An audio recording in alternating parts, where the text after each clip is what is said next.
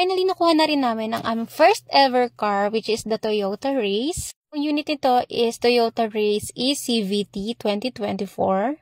And ayan, kompleto kami syempre. So, meron akong 2 kids and si hubby. For now, maliit lang muna, pero darating din tayo sa malaki. Alam nyo ba na ginagamit lang namin is motor, lalo na pag ako ay mag-hair and makeup. Nakarating pa kami sa probinsya, ayan. Yan, kita nyo sa aming GB box yan, magkapatong na bag yan. Bukod doon, may dala pa akong ilaw. Siyempre, mahirap mag-makeup pag wala kang dalang ilaw. Napakita ko sa inyo kung ano itsura ng aming motor. Ayan, nagpagasolina kami dyan. So, ayan yung mga makeup ko and ito yung ilaw. Alam naman natin, pag nakamotor, syempre, sobrang haggard natin yan. And nag-stop over kami para magkape kasi sobrang puyat namin. And sobrang pagod na rin. So, maaga kaming umaalis dahil syempre, sa service road lang tayo pwedeng dumaan. Hindi tayo pwedeng mag-NLEX. And ito yung setup ng makeup ko. So, sobrang konti lang talaga nadadala ko dahil nga nakamotor kami. So, kita nyo ba kung gaano ko ka-haggard dyan? O, diba? Yung babiyahe ka ng gabi, umuulan, sobrang pagod. Pero alam nyo ba na sobrang worth it din. Napakasarap sa pakiramdam na naranasan namin yung mga bagay na to. And I'm proud to say na ito yung waiting season namin. Sa waiting season kasi natin, dito tayo matututo. Dito natin may experience yung mga hirap talaga sa buhay. Pero pag binigay na ni Lord yung matagal mo ng pinagdadasal, sobrang sarap sa pakiramdam. So kung ikaw nasa waiting season ka pa rin, okay lang yan kasi sasagutin din ni Lord yung mga panalangin natin. And ang maganda sa pagmumotor is nakakain kami kung saan namin gusto. Mas madali kasi namin nakikita yung mga masarap na kainan. Ayan. So hindi lang naman hirap yung naranasan namin sa pagmumotor. Siyempre yung bonding namin and yung masasarap na pagkain na aming natikman. Naabot kami ng gabi, madaling araw, ulan, init, and finally, ito na nga. So, nag-decide kami pumunta sa Toyota Valenzuela para naman magtingin ng unit na kaya naming bilhin. And malaking tulong din talaga yung nakausap namin dito, which is si Miss Lai. Maraming beses na akong nag-inquire talaga ng sasakyan, pero karamihan talaga, isang beses lang nagre-reply sa'yo. Pero ito si Miss Lai, as in talaga, sobrang update niya. And dito nagtingin pa lang kami ng unit at talagang na-inlove ako sa Toyota Race. Kasi unang plan namin is Vios lang, pang service lang talaga siya sa makeup and 4 lang naman kami. Pero nung nakita kong maluwag talaga siya and para na siyang SUV and ito na talaga. So sa price hindi sila nagkakalayo ni Vios and ang maganda sa kanya mas maluwag talaga siya at mas mataas. So syempre nagtry na rin kami magtingin ng ibang unit pero pangarap pa lang yan. Medyo mataas pa yan kaya hindi pa namin kaya. So, Fortuner to. So, wala namang masamang mangarap, diba? Dati nga pinangarap lang namin yung sasakyan. Ngayon, meron na. So, unang-una, tiwala lang sa taas. Work hard. Dream big. And syempre, tiwala ka rin sa sarili mo na kakayanin mo to. Depende mo lang lahat sa Lord and I'm sure makakamit mo rin lahat ng pangarap mo. So, ito yung araw na nag-down muna kami dahil wala pang available na unit. Sabi lang talaga, sobrang pasasalamat ko sa taas dahil ngayon lang din ako nakahawak ng ganitong pera. And finally, dito na kami, namimili na kami ng tint and free na siya with free visor din and meron ding umbrella. So, ang saya lang. Kasi dati, even 1,000 pesos, hindi ko pa yan maitabi or maipon.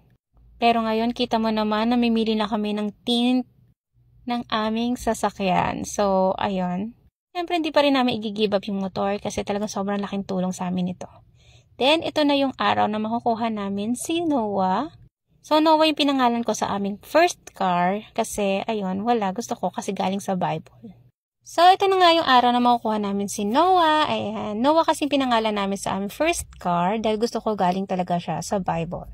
And kung mababasa natin sa Bible, di ba, wala namang pinagawa ang Lord ng mga steering wheel, or kahit anong aparato na makakapag-drive ng Noah's Ark. So which means si Lord talaga ay nagda-drive ng Noah's Ark for Noah and family. And yun din ang gusto kong mangyari dito sa aming first ever car na si Lord yung mag-guide sa amin, syempre. So sobrang excited namin dito lalo na yung mga anak ko as in dahil nga hindi naman kami mayaman at wala talaga kaming sasakyan. Alam nyo ba, dati pinangarap ko lang mabili is owner type jeep.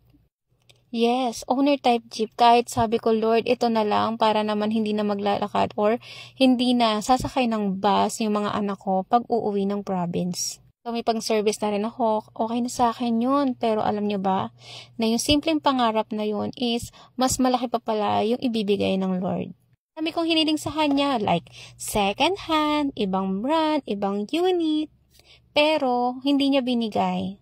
So, ang daming not yet ng Lord sa buhay ko. Pero ito pala yung ibibigay niya.